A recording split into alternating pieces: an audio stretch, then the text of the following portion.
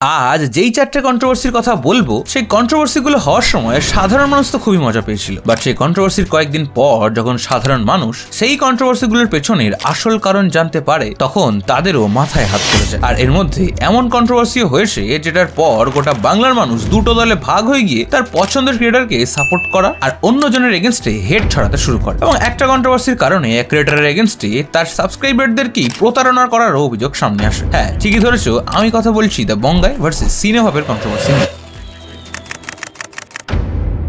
আর এই কন্ট্রোভার্সিটা যে শুধুমাত্র সিনেভাব আর বঙ্গায়ের মধ্যে সীমাবদ্ধ ছিল সেটাও কিন্তু নয়। এই কন্ট্রোভার্সিটা এতটাই বড় আকার ধারণ করেছিল যে সেই সময় রাহুল দে, গৌরব তপাদারের মতো ক্রিয়েটারও এই কন্ট্রোভার্সির সাথে জড়িয়ে পড়ে, যেটা শুরু হয় বাংলার জনপ্রিয় রিয়েলিটি শো দাদাগিরির একটা এপিসোড এয়ার হওয়ার পর থেকে। এবার তোমার মনে হয়তো প্রশ্ন আসতেই পারে যে দাদাগিরির সাথে বাংলা ইউটিউবের কন্ট্রোভার্সির কি সম্পর্ক। তাহলে চলো পুরোটা খুলে বলি। 2022 সালের মে মাসে দাদাগিরির একটা স্পেশাল এপিসোডে বাংলার বেশ কিছু জনপ্রিয় ইউটিউবারকে ডাকা হয়। সেখানে the Bong Guy, Gourab Tapadar, zero watt films, Talpata Sepai, Jhilam Gupta এবং দুর্বাদে নামের একজন ক্রিয়েটারকে ডাকা হয় সেই এপিসোড। এই দুর্বাদে নামটা মনে রাখো, ঠিক আছে? কেন মনে রাখতে বলছি তুমি একটু পর নিজেই সেটা জেনে যাবে। তো স্বাভাবিকভাবেই সেই এপিসোডটা এয়ার হওয়ার পরেই বাংলার সমস্ত অডিয়েন্স এবং নতুন ক্রিয়েটাররাও খুব খুশি হয়, এই ভেবে যে তারাও হয়তো কোনোদিন ফেমাস হওয়ার পর একদিন দাদাগিরিতে ডাক পাবে। বাট সিনেভাবের মতে সেদিন সেই এপিসোডে ডাকা কন্টেস্টেন্টদের মধ্যে একটা খুবই ইউনিক প্যাটার্ন লক্ষ্য করেছিল সে। তার মতে সেদিনে সেই দাদাগিরির এপিসোডে শুধুমাত্র সাউথ বেঙ্গলের ক্রিয়েটারদেরকেই ডাকা হয়েছিল। এন্ড সেই কারণে দুর্বাদে যা সেই 6 জন পার্টিসিপেন্টের মধ্যে সবচেয়ে কম সাবস্ক্রাইবার ছিল তাকেও ডাকা হয়। আর তার মতে যদি সত্যি সাউথ বেঙ্গলের ক্রিয়েটারদের ডাকা না হতো তাহলে সিনেভাবকেও ডাকা উচিত ছিল, কারণ এক, তার মিলিয়ন সাবস্ক্রাইবার্স রয়েছে, এবং দুই, যে অতীতেও সে জি বাংলার এক রিয়েলিটি শোতেই পার্টিসিপেট করেছিল। এন্ড তার মতে সে বেশ ভালোই কন্টেন্ট বানায়, so he deserve that spot. আর গোটা বিষয়টাকে অ্যাড্রেস করে 17 মে 2022 তার চ্যানেলে একটা ভিডিও আপলোড করে দেয় সে, যার টাইটেল ছিল north Bengal versus south Bengal. Zee বাংলার জনপ্রিয় রিয়েলিটি শো দাদাগিরির মঞ্চে খেলে গেলেন বেঙ্গলের কন্টেন্ট ক্রিয়েটর সাউথ বেঙ্গলের content creator. What's up guys, welcome to new video. আজকের ভিডিওর টপিক হচ্ছে Bengal north versus south. Shut up your mouth. আজকে খালি শুনুন। যেখানে এসে দাদাগিরি ডিরেক্টরিয়াল টিম এবং ম্যানেজমেন্টকে বিভিন্ন কোশ্চেন করতে করতে এক পর্যায়ে সাউথ বেঙ্গলের মানুষ এবং ক্রিয়েটরদেরকে অপমান করতে শুরু করে। আর তার এই সমস্ত কথা আরো বিশ্বাসযোগ্য করার জন্যই সে বলিউড আর সাউথের মুভি ইন্ডাস্ট্রির তুলনা টেনে আনে। তার ভিডিওতে সে মেনলি বলে যে নর্থ বেঙ্গলের স্টুডেন্টরা কলকাতায় পড়াশোনা করতে আসলে তাদেরকে গাইয়া বলা হয়, কিংবা সাউথ বেঙ্গলে কারো 5-6 তলা বাড়ি থাকলে সেই বাড়ির ছেলেমেয়েরা আর পড়াশোনা করে না, কারণ নাকি সেই বাড়ির ভাড়ার টাকায় প্রজন্মের পর প্রজন্ম বসে খেতে পারে। দেখুন, এটা আজকের কথা নয়, প্রায় বহু বছর ধরেই প্রচলিত যে আমাদের নর্থ বেঙ্গলের কোনো ছেলে মেয়ে বা ছাত্রছাত্রী যখন প্রথমবার কলকাতায় পড়তে যায় তখন যে কেউ কেউ না কেউ জিজ্ঞেস করে কি করতে গেছেন। নর্থ বেঙ্গল দেখে নর্থ বেঙ্গল গ্রাম গাইয়া ভূত। কলকাতায় যদি কোনো লোকের, কোনো ভদ্র লোকের 5-6 তলা একটা বাড়ি থাকে, ওই বাড়ির ছেলে পড়াশোনা করে না, কারণ সে ভালো করে জানে ওই বাড়ির ভাড়া দিয়ে সে জ্ঞান তার 14 পুরুষ বসে বসে খাবে, এবং সেই বাড়ি ভাড়ার 70% যায় আমাদের নর্থ বেঙ্গলের ছেলে মেয়ে ছাত্রছাত্রীদের থেকে। মানে এগুলোর কোনো লজিক আছে আদৌ? আর এসব বলতে বলতেই সে নাম না করেই বাংলা ইউটিউবের নেপোটিজমের দিকটাও তুলে ধরে, এবং এটাও জানায় যে তারা নাকি দিনের পর দিন দাদাগিরির ম্যানেজমেন্টের পায়ে তেল দিয়ে সেদিন সেই এপিসোডে নিজের জায়গা করে নিয়েছিল। এই যে দাদাগিরির ডিরেক্টরিয়াল টিম বলেন বা ম্যানেজমেন্টের টিম বলেন, যারা কাস্টিং করে কারা খেলবে দেখে, তাদের অনেকেরই সাথে আমার পূর্ববর্তী কাজের সূত্রে কন্ট্যাক্ট রয়েছে। এখন আমি যদি তাদের রেগুলার মাঝে মধ্যেই phone, WhatsApp, Telegram, Instagram, Jhargram, Twitter এই সমস্ত কিছুর মাধ্যমে মেসেজ করে বললাম, দাদা কেমন আছেন, দিদি কেমন আছেন, ভালো আছেন তো, একটু দেখবেন, মানে মাঝে মধ্যে এপিসোডে ডাকবেন, একটু খেলাবেন, একটু চান্স দেবেন, একটু সুযোগ দেবেন, ব্যাস এরপর থেকেই শুরু হয় সেই কন্ট্রোভার্সি। যেখানে এরপর কিরণ দত্ত তার টুইটারে একটা টুইট করে এবং রাহুল দে সিনেভাবের বানানো সেই ভিডিওটার এগেইনস্টে নিজেই একটা ভিডিও বানায়, যেখানে সে সিনেভাবকে এইরকম কোনো কারণ ছাড়া পশ্চিমবঙ্গের মধ্যে একটা পার্টিশন করে দেওয়ার যে বৃথা চেষ্টা সেটাকে বাচ্চামো বলে। বাট আসল খেলা শুরু হয় এরপর থেকে, যেখানে সিনেভাব রাহুলদের বানানো সেই ভিডিওটা দেখে রাহুল দেকে বঙ্গাইয়ের চেলা বলার চেষ্টা করে, এবং বঙ্গাই রাহুল দে এবং সেই সময়ে যারা যারা সিনেভাবের এগেইনস্টে ভিডিও বানিয়েছে তাদেরকে তার এগেইনস্টে ভিডিও বানাতে উস্কেছিল সেটাও প্রমাণ করার চেষ্টা করে, যার পর থেকে সিচুয়েশনটা আরো খারাপ হতে শুরু করে, এবং সিচুয়েশনটা এত খারাপ হয় যে এটাকেই বাংলার ইতিহাসে হওয়া সবচেয়ে বড় কন্ট্রোভার্সিও বলা হয়। আর এরপর দিনের পর দিন বিভিন্ন ভিডিওতে বঙ্গাইকে টানা আর অকারণে তাকে দিনের পর দিন টার্গেট করার কারণেই এরপর বঙ্গাই ও সিনেভাবের নর্থ বেঙ্গল ভার্সেস সাউথ বেঙ্গলের ভিডিওটা নিয়ে মুখ খোলে এবং সিনেভাবকে সেই ভিডিওটার উত্তর দেয়। না এত টাকা আমি কোথায় পাবো? হ্যাঁ বুঝতে পেরেছি, তোমরা সবাই বদ্দাকে শেখে দিয়েছো, আমি বুঝতে পেরেছি, কিন্তু একসাথে তো সব ইউটিউবারের পেমেন্ট আমি ক্লিয়ার করতে পারবো না। একটু কম নাও, একটু ইউনিটি দেখাও। কি এই বদ্দা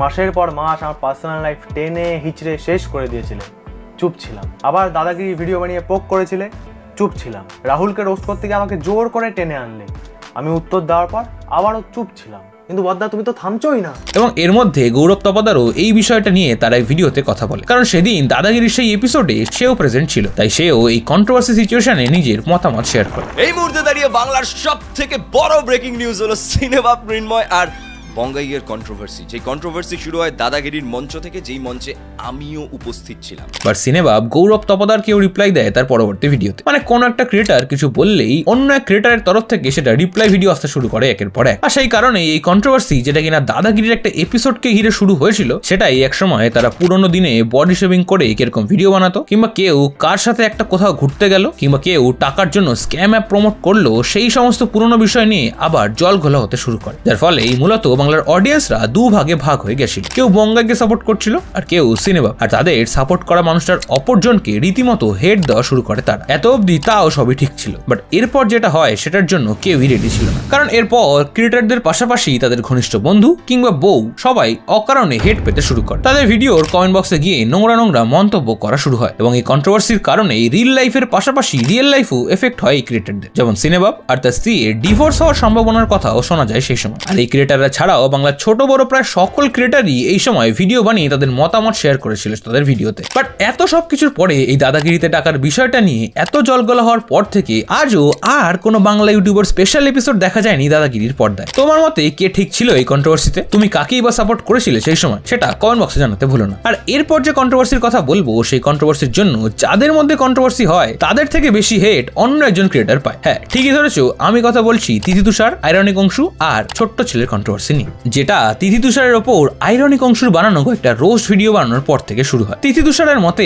আইরনিক অংশু তাদের মাকে নিয়ে ভুলভাল মন্তব্য করেছিল তার সেই রোস্ট ভিডিওগুলোতে, তাই তারা আইরনিক অংশুর চ্যানেলে পরপর 3টে স্ট্রাইক মারে, which sounded fair enough. But দর্শকের মাথা তখন গরম হয় যখন জানা যায় তিথি তুষার তাদের মাকে লেগ পিস নিয়ে কিছু বলার ভিডিওটায় নয়, বরং যেই ভিডিওতে আইরনিক অংশু তিথিকে নিয়ে কি বলে সেই সমস্ত ভিডিওগুলোতে স্ট্রাইক মেরেছিল তার। দোগলাবাদ ছেলে ওর মাকে নিয়ে যে ভিডিওটা বানিয়েছিল ওটাতে স্ট্রাইকই মারেনি। সো গাইস, তোমরা দেখে নিলে যে ওদের মাকে নিয়ে বানানো ভিডিওতে ওরা স্ট্রাইক মারেনি, ওরা সম্পূর্ণ মিথ্যা কথা বলছে। যার পরে আইরনিক অংশু বাংলার প্রায় সমস্ত ক্রিয়েটারদের কাছেই তাকে এই বিষয়ে হেল্প চেয়ে মেল পাঠায়, এবং তার মেলের কারণে সবার ফার্স্ট তিথি তুষারের এগেইনস্টে ভিডিও বানায় অ্যামিউজিং রি। আর তার বানানো সেই ভিডিওটার পর থেকে বাংলার আরো বাকি রোস্টাররাও তিথি তুষারকে নিয়ে ভিডিওস বানাতে শুরু করে, এবং তাদেরকে আইরনিক অংশুর চ্যানেল থেকে স্ট্রাইক তুলে নেওয়ার কথাও বলে। বাট এরপর তিথি তুষার তাদের চ্যানেলে একটা রিপ্লাই ভিডিও বানায়, যেখানে তারা স্পষ্ট জানায় যে তারা কোনোভাবেই স্ট্রাইক তুলবে না। এবার কি বলতো, টেক্সট যাকে করবো তারও তো একটা যোগ্যতা থাকা দরকার যে আমি কাকে টেক্সটটা করছি, তাকে বলার মতো কিনা সে, পাতে দেওয়ার মতো কিনা সে। আমি তো তাকে মনে করিনি পাতে দেওয়ার মতো। যার পরে তিথি তুষার আরো বেশি করে সাধারণ মানুষের হেট আর আইরনিক অংশু ভালোবাসা পেতে শুরু করে। বাট এরপর তাদের পরম বন্ধু ছোট্ট ছেলে এই সিনে এন্ট্রি নেয় এবং তিথি তুষারকে সেফ গার্ড করার চেষ্টা করে, এবং সেই জন্যই সে তার এক ভিডিওতে সে আইরনিক অংশুর রেজাল্ট নিয়ে মন্তব্য করে এবং তার পার্সোনাল ইনফরমেশন লিক করারও ধমকি দেয়। আমি চ্যালেঞ্জ করে বললাম, তোর যদি ক্ষমতা থাকে আর তুই যদি পাবলিককে বানিয়ে সিম্পাথি না নিয়ে থাকিস ভালো স্টুডেন্টের নামে, তাহলে তুই মাধ্যমিকের রেজাল্টটা দেখা সবার সামনে, রোল নাম্বার সমেত, যাতে তুই মিথ্যে বলছিস কি সত্যি সেটা সবাই জানতে পারে। আমার যা জানার জানা হয়ে গেছে। কেটিপিপি স্কুল থেকে পাস আউট তুই, ঠিক বললাম তো অংশুদা? যার কারণে তার বন্ধুদের সেফগার্ড করা তো অনেক দূরের কথা, ছোট্ট ছেলে উল্টে নিজেই হেড পাওয়া শুরু করে, এবং এর ফলে তার বেশ কয়েক হাজার সাবস্ক্রাইবার্স কমে যায় সেই সময়, এবং চাপে এসে তিথি তুষার তাদের বানানো সেই রিপ্লাই ভিডিওটাও ডিলিট করতে বাধ্য হয়। এই কন্ট্রোভার্সি নিয়ে তোমার কি মতামত সেটাও কমেন্ট বক্সে জানিও কেমন। আর এরপর যে কন্ট্রোভার্সির কথা বলবো সেটার পর এক ক্রিয়েটারের ওপর তার নিজের সাবস্ক্রাইবারদেরই প্রতারণার করার অভিযোগ আনা হয়। যদি এখনো না বুঝে থাকো তাহলে বলে দিই যে আমি কথা বলছি বস্তির ছেলে পচা এবং ঈদ সাহিলের মধ্যে হওয়ায় কন্ট্রোভার্সি নিয়ে, যেখানে ঈদ সাহিল 2020 সালের মাঝামাঝি সময়ে বাংলার বেশ কয়েকজন উঠতি ইউটিউবারকে একটা ব্র্যান্ডের ফেক রিপ্রেজেন্টেটিভ হিসাবে পরিচয় দিয়ে কল করে, এবং তাদের সাথে অলরেডি প্লে স্টোরে থাকা সেই অ্যাপটার নাম নিয়ে তাদেরকে একটা প্রমোশন অফার করে, যাদের মধ্যে পুকুর পাকামি, দ্য ডার্টি গাই এবং বস্তির ছেলে পচাও ছিল। এবং সাহিল বাকিদের ফোন করে তার সেই ফেক কল রেকর্ডিং এর জালে তাদেরকে না ফাঁসাতে পারলেও বস্তির ছেলে পচা সাহিলের বানানো সেই ফাঁদে পা দেয়, এবং সাহিল তাকে 1 লাখ টাকা অফার করে সেই প্রমোশনটার জন্য। বাট সাহিল এটাও জানায় যে তার সেই অ্যাপটা যদি কোনো অডিয়েন্স ডাউনলোড করে এবং সেটা ইউজ করে তাহলে সেই কোম্পানি সেই ইউজারটার সমস্ত পার্সোনাল ডেটা রিড করতে পারবে এবং তাদের ইচ্ছা মতো সেগুলো ইউজও করতে পারবে। আর বস্তির ছেলে পচা সেই সময় তার এই কথার জালে আর প্লে স্টোরে থাকা ব্র্যান্ডটার নামের জন্য এই ডিলটায় রাজিও হয়ে যায়। আর এই ফেক এজেন্ট সেজে করা কল রেকর্ডিংটা মানুষের সামনে আসতেই সাধারণ মানুষ যারা এতদিন ধরে তাকে ভালোবাসা দিয়ে এসেছিল তারাই তাকে গালি দিতে থাকে তার টাকার জন্য, তার অডিয়েন্সের ডেটা বিক্রি করার জন্য। সেই 1.5 বছর আগে সেইবার ওয়ান্স আপন এ টাইম যারা যারা আমার এই অ্যাপটা ইনস্টল করবে তাদের পার্সোনাল ডেটা আমি রিড করতে পারবো, ইভেন কি অ্যাক্সেস করতে পারবো। যার পরে বস্তির ছেলে পচা রেপুটেশন খুবই খারাপ হয়ে যায়। বাট এই সবকিছুর মধ্যেও সাহস করে তার ভুলটা বুঝতে পারে সে এবং ইউটিউবে এসে এই সমস্ত বিষয়টা খুলে বলে তার অডিয়েন্সদের, যেখানে এসে বলে যে সে জানতো না যে কিভাবে একটা ব্র্যান্ড কোনো ক্রিয়েটরকে অ্যাপ্রোচ করে এবং ইউজারদের ডেটা রিড করতে পারলেই বা কি সমস্যা হতে পারে। আর সাহিল যেহেতু অলরেডি প্লে স্টোরে থাকা একটা অ্যাপের নাম নিয়ে তাকে ম্যানিপুলেট করে, তাই সে সাহিলের ধাপ্পাবাজি ধরতে পারেনি সেই সময়, যার কারণেই তাকে তার ফ্যানদের খিস্তি খেতে হয়। আরে শুরুতেই গালি দিয়ে দিল, শুরুতেই গালি। আর শুরু করছি, দাঁড়াও রুকো দাঁড়া সবার করো। ইউটিউব ফ্যান বলছে সারা স্বার্থপর। শোনো গালি তো দেবে। আমি দেখো, আমি নিজে যেহেতু গালি দিই, আমি গালি নিতেও রাজি, জানি। আর আমি জানি আমি কি, আর আমি কারোর যে কোনো ক্ষতি চাই না, সেটা তোমাদের কাছে আমি মানে বোঝাবো আর কি বলবো।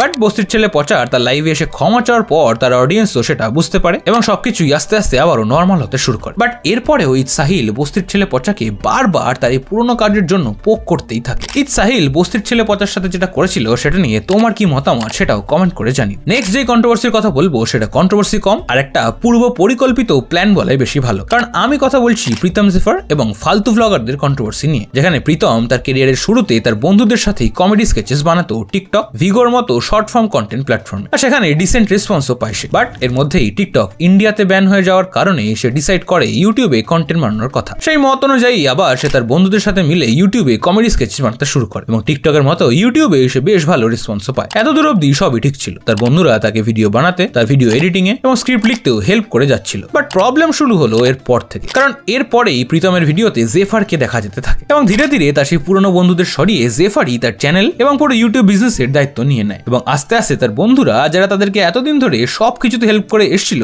যেমন স্ক্রিপ্টিং, এডিটিং বা তাদের 8-10টা চ্যানেলের 1-2টোতে তার বন্ধুরাও রেগুলার ফেস হয়ে উঠেছিল এবং তারাও সেই চ্যানেলের ভিউয়ার্সদের প্রশংসা পেতে থাকে, তখন প্রীতম জেফারের তরফে নানা খারাপ ব্যবহার করা শুরু হয় এবং একটা টাইমে সবকিছু লিমিট ক্রস করে যাওয়ার কারণেই একসময় তারা প্রীতম জেফারের চ্যানেল থেকে আলাদা হয়ে গিয়ে ফালতু ব্লগার নামে একটা চ্যানেল বানিয়ে সেখানে তাদের সাথে হওয়া সমস্ত কিছু পরিষ্কার করে জানায়, যার মধ্যে জেফার প্রীতমের জীবনে এসে কিভাবে বন্ধুদের থেকে তাকে আলাদা করেছে কিংবা তাদের অহংকার এবং মানি মাইন্ডেড হওয়ার ব্যাপার। আর সবকিছুর ওপরে প্রীতম জেফারের 1.5 বছর আগের হওয়া বিয়ে, সেটাকে না দেখিয়ে বারবার বিয়ের কন্টেন্ট বানানো নিয়েও কথা বলে তারা সেই ভিডিওতে। আমি না সামনের সপ্তাহ থেকে আর বাড়ি যাব না, ওখানেই থেকে যাব, ভাবছি বিয়েটা করেই ফেলবো। কি করে একটা ছেলেকে ফাঁসিয়ে তার বন্ধুদেরকে লাথি মারতে হয় সেই ব্যাপারে সে পারদর্শী। তুমি তো গেছিলে বিয়ে দিতে, বলো এবার। 90% লোক খাইকা দেখতো গোবিন্দর খাওয়া দেখার জন্য, এটা সত্যি কথা আমি বলছি। ভিডিও বানালাম, এডিট করলাম, এত কিছু করার পর ভিডিওটা ওকে দিয়ে দিলাম, তারপরেও আমি বেঈমান। গোবিন্দর নামে 2টো কমেন্ট এলো, আমার নামে 2টো কমেন্ট এলো, ওটাও সহ্য করতে পারছি না। আরে কি হয়েছে কমেন্ট এলে? Careful from bachelors. তখন থেকে আমরা কাজ করছি। দিদি দাদার গলায় মালা পরিয়েছে, তখন থেকেই শুরু হয়েছে যে আস্তে আস্তে সব বন্ধুগুলোকে সরিয়ে দেবে। আজকে ও টাকা দিল, 1 লাখ 2 লাখ টাকা দিল। এই আমি যে করে ফটো দেখালাম, ফটোতে যাদের যাদের দেখালাম, ওদের মধ্যে একজনকে নিয়ে ওর পাশে দাঁড় করতে পারবে? ও বলে আমি টাকার জন্য ভিডিও করি না। ও টাকার জন্য কি কি করতে পারে যেটা ও যায়নি সেটা ওর ভিডিওতে দিল, শুধুমাত্র মানুষের সিম্প্যাথি আর কিছু টাকা উপার্জন করার জন্য। স্টার মানে কি তোমরা জানো? আমরা বলছি কি বলছে, স্টার মানে হচ্ছে ওই স্টার দেখতে পাচ্ছ উপরে, স্টার যে থাকে আকাশে, ওই স্টার মানুষ ওটাকে দেখতে পায় না। এরকম দেখতে পারে না। 1.5 বছর হলো বিয়ে হয়েছে, আমরা এই সবে আমরা এই জ্বালাই বলছি এই কথাগুলো, কেননা নাহলে সবার কাছে আমরা ভুল প্রমাণ হয়ে যাব। ও তখন লাস্ট কি বললো যে তুমি আমার ভিডিওতে তুমি থাকবে না। কাজ হবে সবার কথায়, কিন্তু ডমিনেট করবে একা ও, ক্রেডিট নেবে একা ও, সবকিছু করবে একা ও।